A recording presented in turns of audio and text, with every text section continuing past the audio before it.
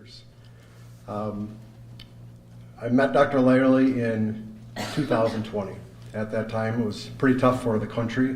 It was going through COVID, and also George Floyd was happening. And Dr. Lyerly at that time was running for state assembly, and she was hearing the banter on both sides. Black Lives Matter, strong police unions on the other side. And she really wanted to get a perspective of a real-life police officer, somebody local. And also at that time, my daughter was going to med school, and Dr. Lyerly was her mentor. So in their talkings, Kristin knew that I was a police officer, so she asked my daughter if she thought I would be willing to sit down and talk about some things. And my daughter's like, well, he's kind of a conservative guy. I really don't know if he'd be willing to do something like that, but I can ask him. And Dr. Lyerly said, well, tell him I'll take him out for some beers and then we can talk. So that's all it took. It was. So I decided to meet with her, and obviously that was the best decision I ever made. So during that conversation, we were there for over 3 hours, and it wasn't Democrat versus Republican. It was nothing political. It was two people talking, two people understanding different perspectives. And Dr. Lyerly listened. She asked some very tough questions, and honestly, that was the first time that I ever really thought or really was able to express some kind of feelings that, as a police officer, you hold a lot of things back. But obviously during that time, there was a lot going on, a lot of questioning of how we were doing things, and the 3 hours was great. I learned a lot. Aside from that, she just didn't want to hear it. She wanted to see. She wanted to see what was going on. So she asked if she could do a ride along, and we set that up. And she'll tell you it probably wasn't super exciting. You never know. Police work is, a lot of times it's dull, but then you need to go. So it was a lot of her learning what we do, asking lots of questions. And that's one thing she is very good at, is asking questions. And I had opinions on everything. You know, I've been doing this for a very long time. And one thing I learned is there are other perspectives. And that's probably the most important thing that I've learned is, why do people do what they do? And if you don't know backgrounds or understand that, you know, it's not black and white, things are different for everybody. And there was a lot of times I would pull somebody over, a minority, and be like, man, why is this person so nervous? Why are they shaking? Why are they just moving all over the place? And obviously you would think, well, they're guilty of something, but that's not always the case. It's their life experiences, things that make them do what they do. And if you don't understand that and don't realize that they make those decisions based on their life experiences, that can change police work or change what happens to them very quickly. So after the ride-along, we continued conversations and continued learning. You know, I learned things aren't black and white, as I've said. And she's one that doesn't accept things for as they are. She's not afraid to ask those tough questions. And as frustrating as it is, like, just let me have my opinion, please. Don't make me explain this. But honestly, you get to be a better person if you can totally understand a different side of things. So there's documentaries and things that we've watched. You know, January 6th, as we're going to have a couple speakers here talk about, you really learn a lot about people and a lot about politics. And I think Kristin is the perfect person to go to Washington. I think she can reach across the aisle, like Gallagher had done in the past, Reed Ribble, Steve Kagan. You know, everybody needs to work together. Let's not make this Democrats and Republicans. Let's do what's best for America, and importantly to me, let's do what's best for police officers. So that is why I think Kristin is the best person for Congress, and that's why she has my vote.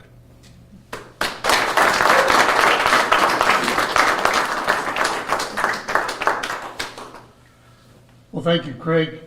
Thanks for your service, not only here, but across our world. My name's Dave Mahoney. I had the great honor and privilege of serving as Dane County Sheriff in Madison for 15 years. 15 years of a 41-year career in law enforcement. In my previous life, before being elected sheriff, I was a local, state, and national labor leader. So I saw in Washington, D.C., when many of our legislators could actually talk to each other across the aisle, when the work of the people was the priority rather than politics. As sheriff, I served as president of the National Sheriff's Association, representing sheriffs all across our country. Over 3,000, almost 4,000 sheriffs in each of our 50 states. Today, I also serve on the executive board for police leaders for community safety, a national organization concerned about legislation across our country ensuring public safety, the rule of law. That's why today, you might ask, why is this sheriff from Madison, Wisconsin in Titletown? It's because over the years, I've had the privilege of interacting and talking and working with Dr. Lyerly. Somebody who cares deeply about the citizens in our community. Somebody that I know will make a priority to sit down and talk to those on the other side of the aisle, who can have a respectful conversation on the needs of our communities. Today, we have a broken nation. We're still suffering. And I still get emotional about what occurred at our nation's capital on January 6th. And how elected officials called upon extremists to attack police officers. Police officers who have dedicated their entire career to serving others before oneself. That's what makes a good cop. That's what defines Dr. Lyerly. A commitment to serve others before oneself.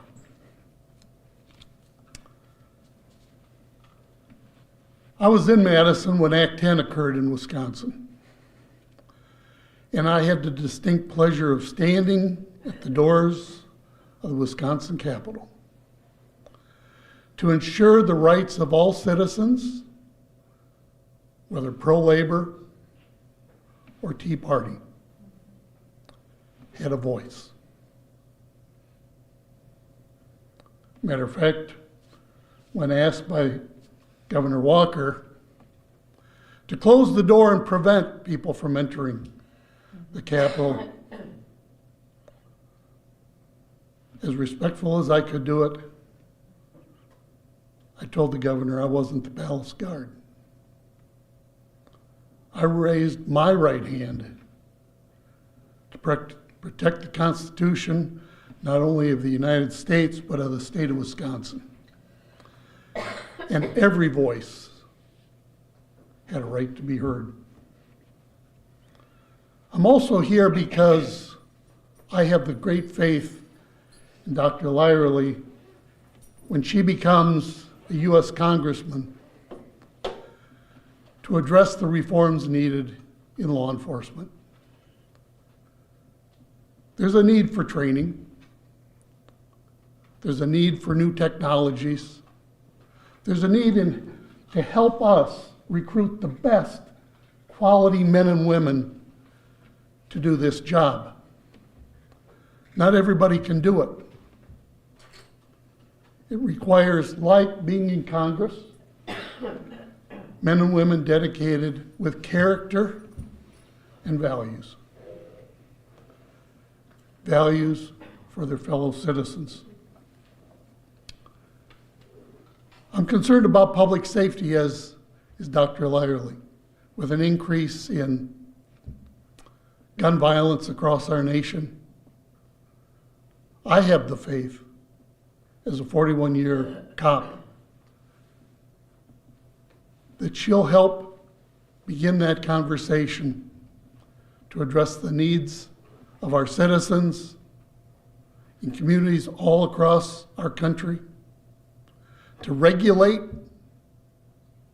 not ban, but regulate firearms, to decrease, to take guns out of the hands of those who should not possess them. And as a sheriff, I ran one of the 72 largest mental health institutions in our state, a jail. There are approximately 16,000 people a year booked into the Dane County Jail in Madison. 80% suffer from addiction. And over 45% suffer from a diagnosed mental illness. We need to change in this nation. The fact that we use our jails to deliver medical and mental health care. We don't lock you up for being diabetic or epileptic. Two medical diagnoses. But we use our criminal justice system to lock up those who are mentally ill. And that has to end. It has to end, and it's why I, small country sheriff from Madison, am throwing my support behind Dr. Lyerly.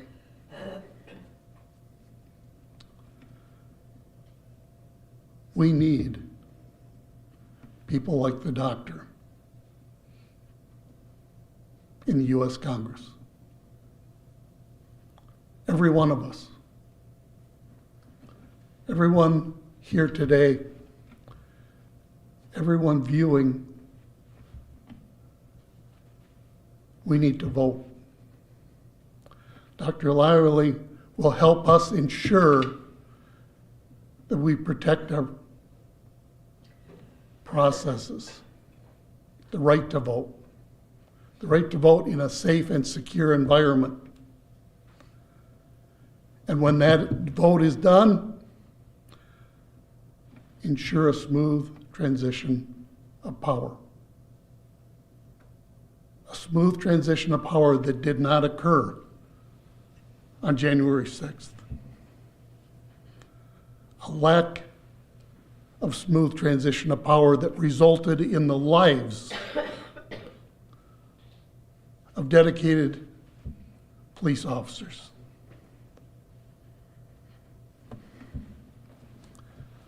So as I conclude, it's an honor and privilege to be here today with all of you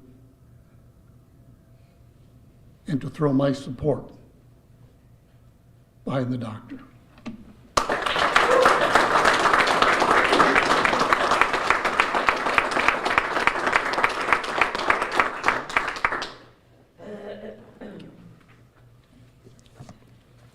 Good morning, everybody. Morning. My name is Daniel Hodges. I'm here today in my personal capacity and not on behalf of my employer because I was honored to accept an invitation from Dr. Lyerly to come here today and talk to you about my experiences. I'm an officer with the Washington, D.C. Metropolitan Police Department. After almost 10 years on the force, I've seen my fair share of crimes, but that did not prepare me for defending our nation's capital on January 6, 2021. The attacks on the police that day were brutal. I was crushed between a door and the insurrectionist. I was beaten with my own baton. I had a concussion, a headache for 2 weeks.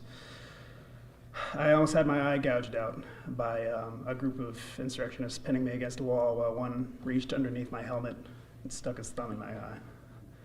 My fellow officers suffered similar beatings. Right out the jump, one of my sergeants had his finger crushed, and he had to later get his fingertip amputated. But at the time, he just stuck some duct tape on it and kept on fighting. Another sergeant was attacked with a cattle prod. We were all soaked head to toe in tear gas and pepper spray, but we kept on fighting. 5 of our colleagues died in defense of democracy. And then we were left to return to work and our lives while being called traitors. On that day, I remember people seeing us and calling us stormtroopers, telling us to remember our oaths, calling us traitors, even though we were the ones defending the capital of the United States against an insurrection. People telling me to be on the right side of history. I think I've secured my place there.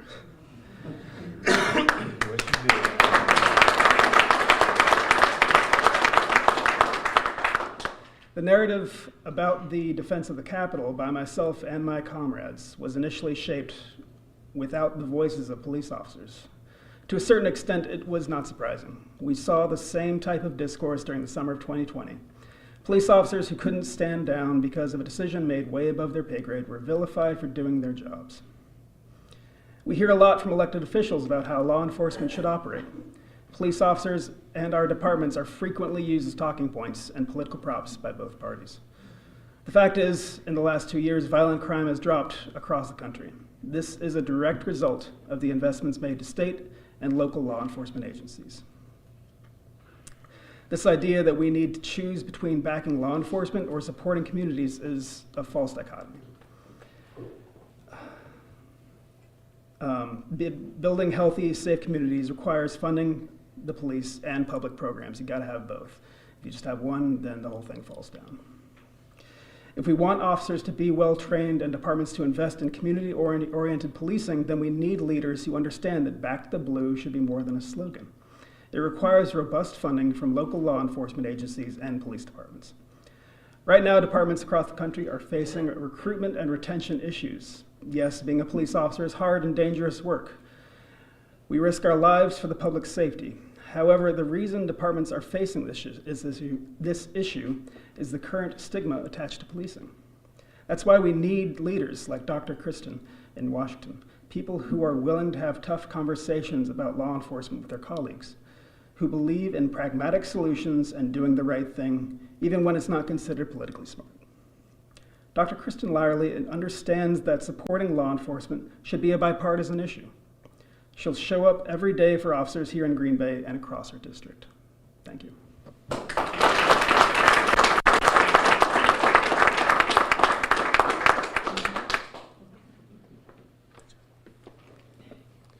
Good morning.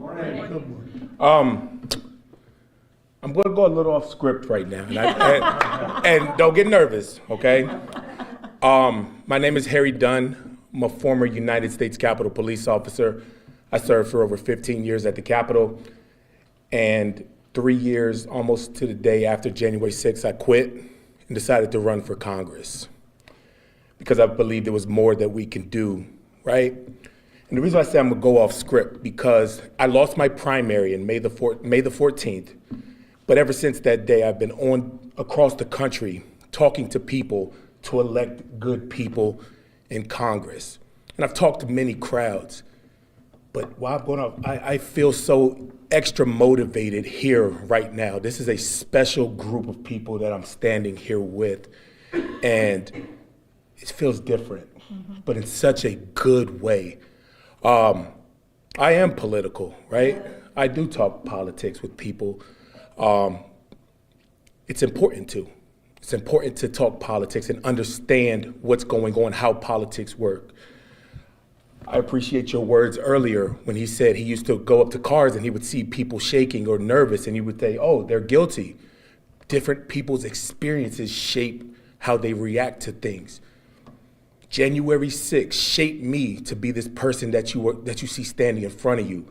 I wish that I wasn't relevant. I wish that people did not know who I was. I wish that I was not standing here. I'm so happy to be, but I wish that I wasn't. That was taken away from me. We have to stand up and fight back And not in a bad way. You have to be careful with that rhetoric nowadays. It's right? That's the world that we're living in. You have to be careful with that. When I had the opportunity, it was shortly after January 6th when I saw you. It was. Yeah, I you believe and Craig, it was a Packer Washington Football team, yes. I met her at the Capitol, and I was a shell of my former self. I used to be this outgoing, upbeat officer who would just jump up and talk to people, just be happy to be a police officer. I loved what I did, but it made me sad to be a police officer in the times that we were experiencing. Like you said, we had George Floyd going on, it was COVID, it was just so much us versus them. Dr. Lyerly in Congress is going to be a person that cares about people, that cares about others, that cares about results and getting things done. Because she will work for people. That's what public servants do. Mm-hmm. We work for people. We don't do it because the pay is great. We don't do it because we get called, sheriff, we get the names that we've been called out on the street for the pay. Nobody would willingly sign up just for that, right? It's not worth it. You do it because you care. You do it because it's the right thing to do. Now, this is the political in me talking. The institutions right now, Congress, Senate, the courts, they suck, to be very candid with you all right now. I think they do, right? Because I believe we have a lot of individuals there representing themselves and not the people. Our institutions, on January 6th, we defended them because they are worth protecting. They're worth protecting, but they are only as strong as the people that we send there to represent them.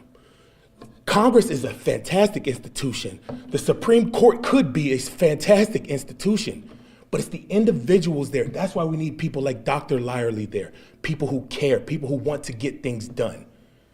I'm just really excited to be here with you right now. I've been all over the country. I've been campaigning for Kamala Harris and all different kind of Senate candidates, but I am really, really excited and motivated to be here right now because it means so much to have the right people representing us, people that will listen and say, this isn't me, I'm a representation of you all. I am your voice in the halls of Congress.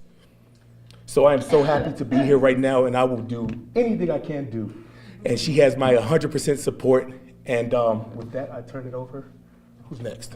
Okay.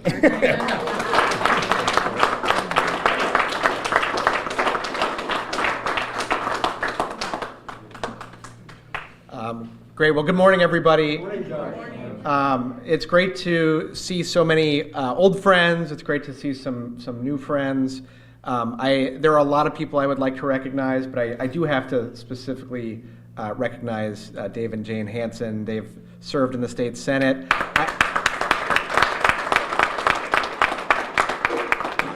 I like to think of him as a human exclamation point. He brings more energy and vigor and passion to what he does than just about anybody. So it's a privilege to be here. It was a privilege to serve with you. And it's such an honor to be here with this group of people. There are a lot of professions that call on people to serve others and to stand up and make a difference. But I can tell you, as somebody whose stepdad was a police officer in Neenah, whose mom was a prosecutor for a lot of her career, as somebody who is privileged to work with law enforcement officers, both in the Department of Justice and around the state, and as somebody who has seen the heroism of our officers, there are few places where you can make a bigger impact, but it requires more self-sacrifice than our law enforcement officers. We have officers throughout the state of Wisconsin who make a difference in the lives of others day in and day out. A lot of that is not what you see covered in the media. It's an officer who is responding to a late night call to administer Narcan and save somebody from an overdose. It's an officer, as Sheriff Mahoney referred to, who's responding to somebody in the midst of a mental health crisis, who, if they can get the help they need, maybe just fine the next day, but having that officer show up, get them somewhere safe, can make the difference. It's officers who are responding to a call about somebody with a gun who's causing a danger. Our officers, day in and day out, protect people's safety. But they do something beyond that, and you've heard people here talk about it. Most interactions that people have with the government are not in a courtroom. They may not be at a government building. They may be that individual encounter when you're stopped in traffic, or when an officer comes up to make sure everything is going okay. Our officers in those one-off conversations, those one-on-one communications, are setting the bar for equal justice under the law, and they are protecting our Constitution, as you've heard about, protecting people's right to protest peacefully. And certainly there is maybe no clearer example of that critical role that our law enforcement plays than what these officers and others did on January 6th to protect our nation's capital and to protect the peaceful transfer of power in the world's greatest democracy. Now, when it comes to supporting our law enforcement and making our communities safer, I want to say a few things. First, we know what works, and you've heard about it from people up here. Our law enforcement officers face incredible challenges that are unique. They are different challenges than many people face day in and day out. Making sure that officers have the training that they need for the situations they may encounter, making sure that we have support for officer wellness, and making sure that when they're responding, they're doing it with up-to-date technology and with the backup that they need because they're hopefully not understaffed and underfunded. That can make the difference between an encounter that goes smoothly and helps to make a community safer and one that creates an unnecessary danger. And so we have seen investment in law enforcement. We have seen resources going to fight crime. And after a historic spike in homicides and shootings, we have now seen historic decreases in homicides, historic decreases in shootings, a drop in overall crime. We've worked in Wisconsin, for example, as other states have, to hold pharmaceutical companies accountable for their role in the opioid epidemic and help to secure about $750 million that's going to fight that epidemic. And for the first time in years, we are now starting to see decreases in opioid-related overdose deaths, including a substantial decrease here in Brown County. What we need are people in Congress and in other offices in the state legislature who are not just going to talk the talk when it comes to supporting our law enforcement, but who are going to walk the walk. And when I say that, what I mean is people who understand that our federal law enforcement officers play a critical role in keeping our communities safe. Not people who are going to demonize the FBI and other federal agencies if they're investigating somebody who they regard as an ally. We need people who are going to support our federal prosecutors when they are even-handedly applying the law and not try to make legitimate investigations into witch hunts. We need people who are going to ensure that our local law enforcement agencies have the resources they need and not people who are going to slash budgets that support the vital work that's being done at the local level.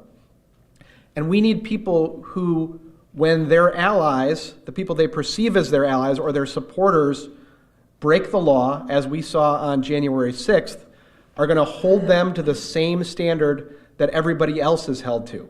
Because that is how we protect public safety, it's how we protect the rule of law, it's how we protect equal justice under the law, and it's how we protect our Constitution.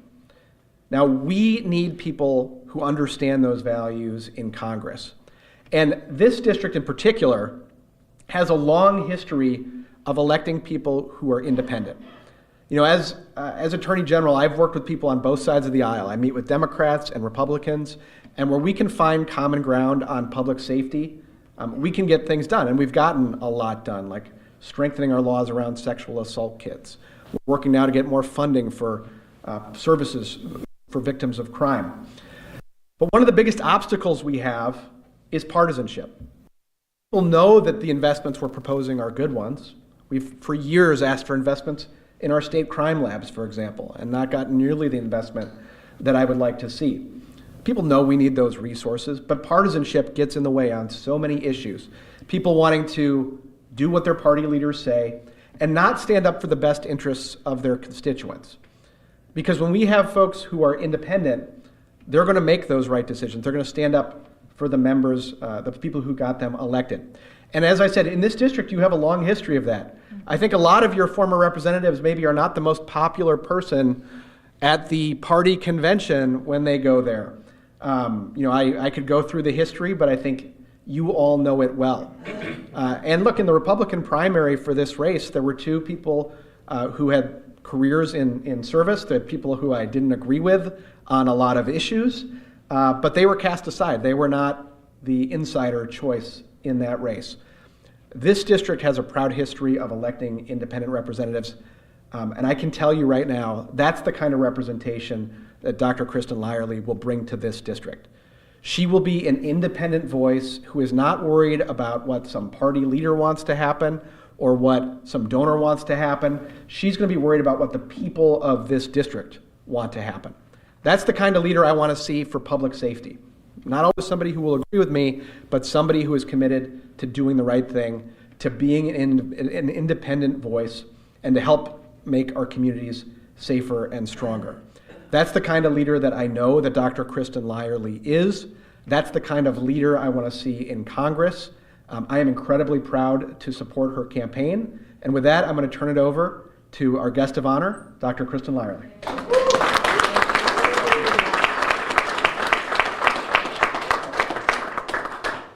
How do I even follow all of this? I mean, can we just hear it for these heroes up here?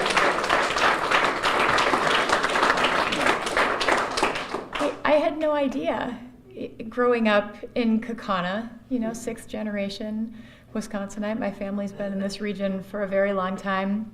I've always been respectful of law enforcement, like so many of us, but I had absolutely no idea what it was like until I met Craig. And he taught me what it's like to be a police officer every morning when you're getting ready to go to work and you're thinking, what am I going to see today? Is it going to be a domestic violence incident? This happens a lot. It's one of the most common calls. If it is, what's going to happen there? What are the mental health issues? Sheriff Mahoney talked about mental health being a huge piece of what is happening in the Dane County jails and really all over the state. Why are we so bad at treating mental health at its core? Why are we so bad? Attorney General Call talked about the opioid epidemic, something that I see in my practice. People who are suffering from addiction, their families are suffering, but we can't treat it. We don't invest in people and in communities. And law enforcement, those are the folks that end up dealing with the consequences. As an OBGYN doctor, I not only see this domestic violence, opioid issues, but so much more that regular people have to live with every single day. And I'm a mom too. I have 4 young sons. In fact, my youngest son, James, over there just got his license about an hour ago.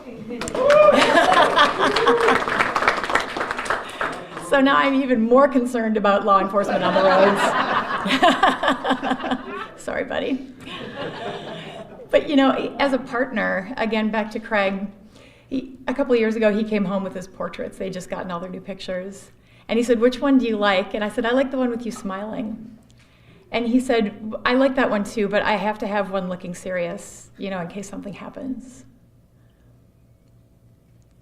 I don't think about that when I get my portrait taken for work. But that's something that he thinks about every day. And that's something that we need to think about as citizens who support our law enforcement, but often take them for granted. Hey, I want to tell you a little bit about everybody who's up here, because they're all here for a reason.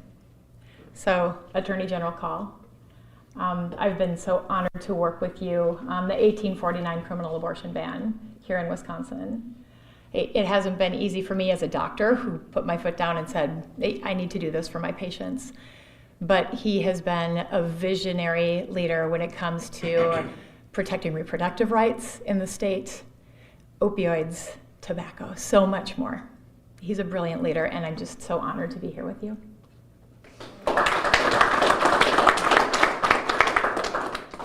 Sheriff Mahoney.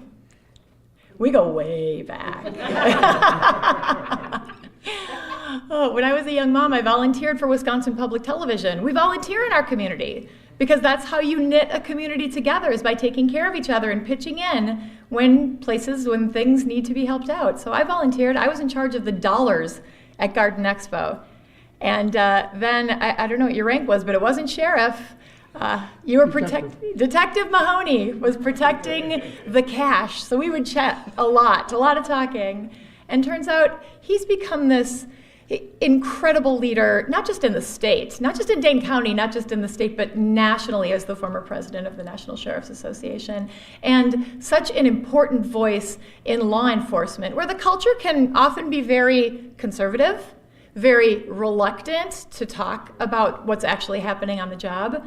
But Sheriff Mahoney has never strayed away from his North Star, which is making sure that we have safe and healthy communities. So thank you, Sheriff. Hey, I'm going to skip you and go to Harry. I'll come back to you. Harry Dunn. Craig and I went to a Packer game in Washington, and we were at the Capitol. And Craig said, "I think that's the guy from TV." So we stalked him. And sure enough, there he was, sitting at the exit. We just bumped into him. And we introduced ourselves, and we described ourselves as Packer fans, and he did not. And we talked about January 6th, and it was during that time when things were still really raw and really hard. And he was so candid about his experiences and about how hard it was to do the job, because there he was protecting the people every day who walked by and said thank you, but weren't there for him when he needed them the most. That it must have taken for you, your role as a police officer, and to step into a role running for Congress, being in a different kind of public service. It's a totally different world. Yeah. So I truly can't thank you enough for taking the time to talk to these two tourists, annoying Packer fans, and everything you've done since then and everything you will do in the future. I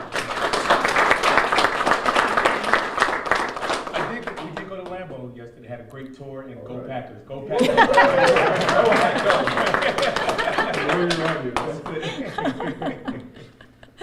Hey, and Danny, we only recently met, but you are so courageous and so brilliant. And although you tend to get described as the guy who got his head squashed in the door on January 6th, your courage, tenacity, desire to do great things in the world. I mean, this is a man who's a police officer who's also a full-time student because he has a vision for a better tomorrow. This is a guy who's this is vacation time for him. Getting to know you over these past couple days has been an absolute joy, and I'm pretty sure that we did turn you into a Packer fan on Sunday.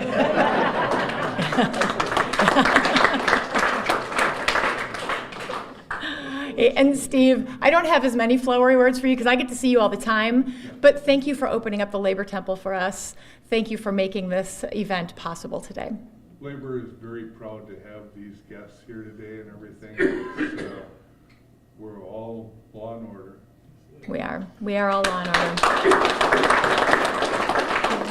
So again, as a person who never really engaged with law enforcement before, but stands here before you with the support of these incredible gentlemen, these heroes, and especially my partner, Craig, who has a much greater appreciation than I did before, who understands that law enforcement is so much more than the squad car you just passed on the highway, and you better slow down right now. But it's all of the support and the technology and the connections and the education, and there's so much that goes into it. And in order for us to have a functional law enforcement system from the bottom all the way to the top, we've got to invest. And the only way we do that is by electing leaders who understand and who are willing to invest in our communities and who recognize that safety, public health, community are priorities for all of us. thank you for being here today.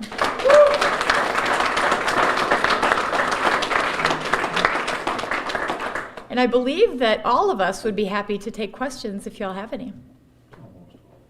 Almost all of us. Steve might be the exception. Well, Dr. Lyerly or AG Call, nice to see you guys. Not to take away from obviously what's happening here today, amazing stories from all of you. But a question I had for you guys, sounds like Miss Kamala Harris will be in the Fox Valley later this week. I don't know if you can touch on that, kind of like I'm not sure if you will be there or just even what it means of her being in this region for the first time this election cycle. Well, first, let me just say, I think you know as much about the visit as I do. I know that she's going to be in the Fox Valley on Thursday. That's what I read. I'll say a couple things. First, we have had a ton of visits from national figures, people on both tickets to Wisconsin, and I think that's a great thing for our state.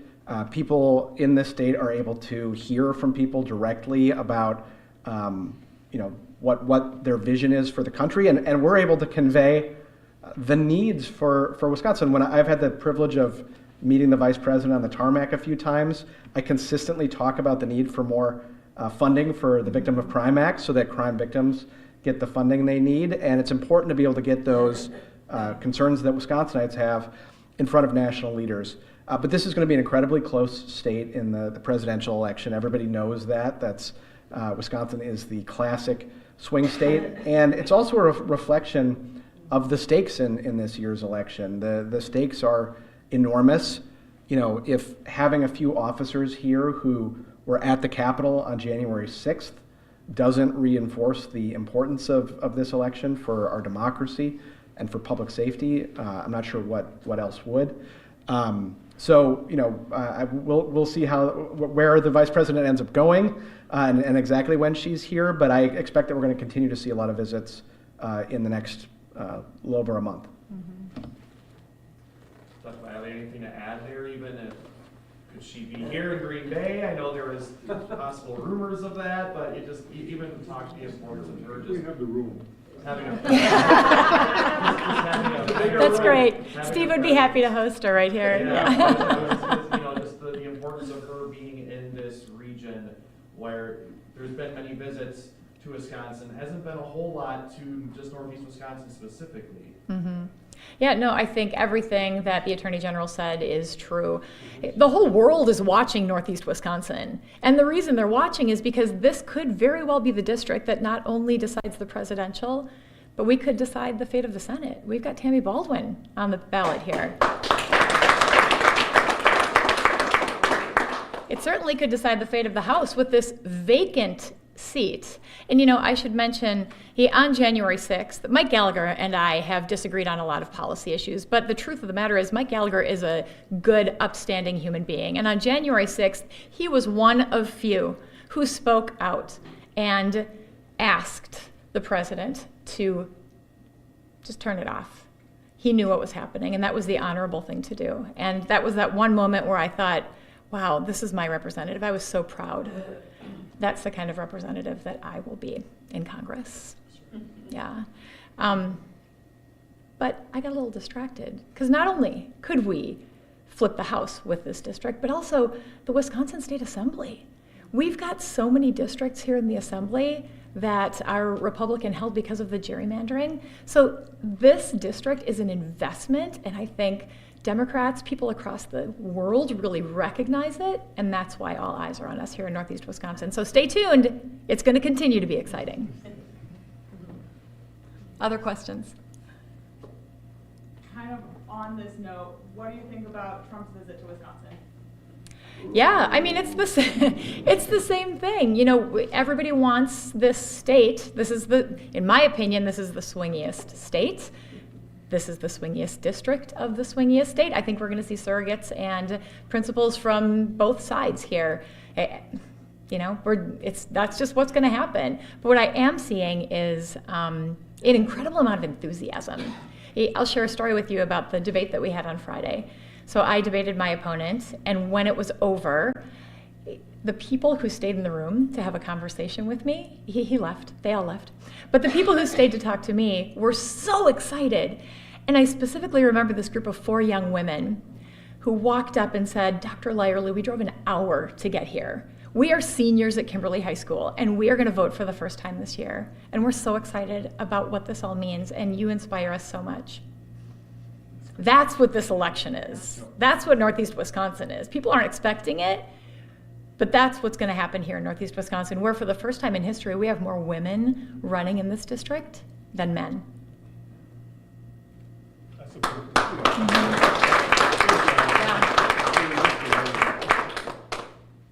And then back to the law enforcement side of things, what changes have you guys seen since the January 6th and the 2020, everything that happened then? And what do you hope to go off of and build upon if you go into Senate or Congress? Does one of my law enforcement colleagues want to answer that question? Sheriff? Well, one of many things that we've seen occur since January 6th and since George Floyd is a reform within the profession of law enforcement. Today, we have a database in which we can record officers who have been removed from their positions as law enforcement officers because they betrayed the trust that their communities placed in them. And that database is important so that they can't go look for another job somewhere else. It's imperative that those who are called to serve as law enforcement officers have character, have values, and believe in serving others before oneself. And when that is betrayed, every one of us from all 4 corners and into the Midwest believe that it's an end of a career, and it should be. Because the trust placed in a law enforcement officer is like no other profession. It's law enforcement officers like this who run into and protect the door of our nation's capital, knowing that their lives are on the line, who get their eyes poked, who are beaten with their own nightstick, that we as citizens not only have to say, I back the blue, we have to stand up against those who don't. Yes, that's right. Because they are the front line of safety in our communities. There's been an increase in training because there's a recognition at all levels, street level officers to executive, chiefs and sheriffs. And following January 6th, following George Floyd, there's been additional training and new technologies so that when use of force has to be implemented, there are a variety of tools in the toolbox so we don't have to rely upon deadly force. These are all good things that have come from the call of our citizens, and they will continue to make changes as we move forward. Of course. I'd like to talk about that also. There's a bill in the House of Representatives called the George Floyd Justice and Policing Act. The House of Representatives passed it. It did not pass the U.S. Senate. Now, the bill worded George Floyd Justice and Policing Act. Just the first 2 words of that bill, George Floyd, causes division. Causes division. If you change that bill to the Donald Trump Justice and Policing Act, it's funny, it would pass. Because if everybody goes and reads line for line what's in that bill, it is very common sense. It funds law enforcement. It gives police resources, and it holds police accountable, which I think is reasonable, and I think which every person wants. So I think that just the title of the bill alone is really probably one of the reasons why it's not passing. That's one note. Another thing, just yesterday, Sunday, Donald Trump called for law enforcement to have 1 hour, a really dark, bad hour, almost equivalent to the purge, to clean up crime. That is Donald Trump's solution for fixing crime. He called, this is his words, he said, we just need 1 really, really dark hour to let law enforcement do what they want to do. So his words. That is scary, that is dangerous, and it could be incitement also. But that's what we're up against right now. I don't support that. I don't pretend to speak for anybody else up here, but I think that is very dangerous and it's not respectable. But that's why we have to get people in Congress, in the Senate, in these institutions that believe in real solutions, not just police do what you want for an hour, clean up the streets. That's not how it works. So.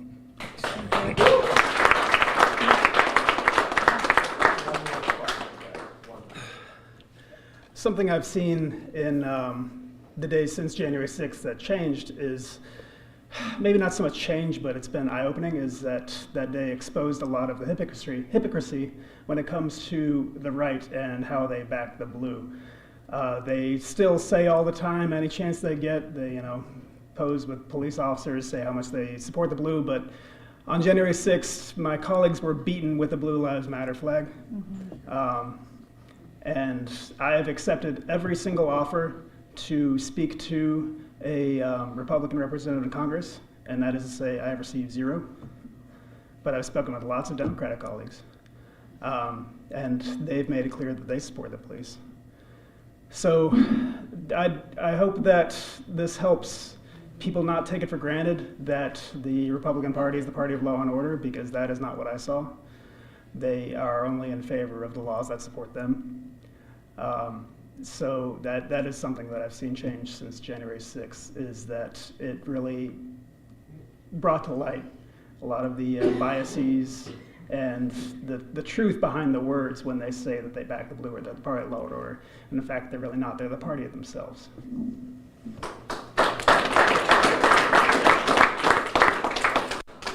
Thank you, both of you, for sharing your personal perspectives, and Harry for bringing up what was said the other day. I think that's a really important thing that people need to know about.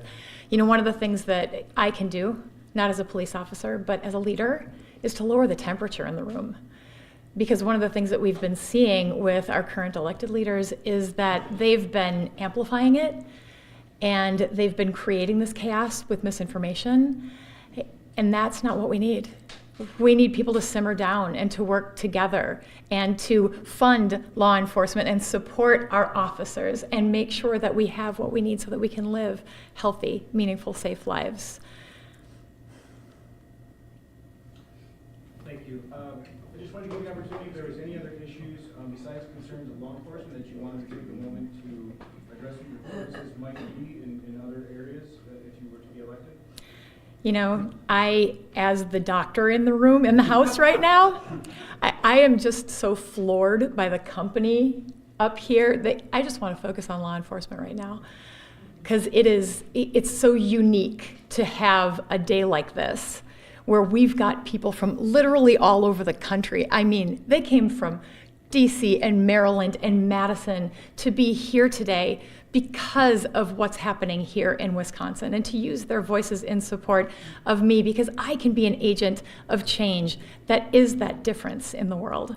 So I, again, am profoundly honored by you all. Thank you. All right. Thank you guys so much for coming. Really appreciate it. We are going to move this stuff out of the way, so if people want to get some pictures quickly afterwards, I'd like to make that available. But all group picture first. Great. Sorry, guys. Thank you. What do you want with the podium? You want to hear? You want to? Probably move that. Yeah. Why don't we stand in front of the podium? Oh yeah, we'll get in front of the podium. Come on, guys. Thanks, everyone. You're thinking faster than I am. Where are they going? Oh, front here. We stand here. Yeah, nobody wants a back leg. We're going to do either side. I got that.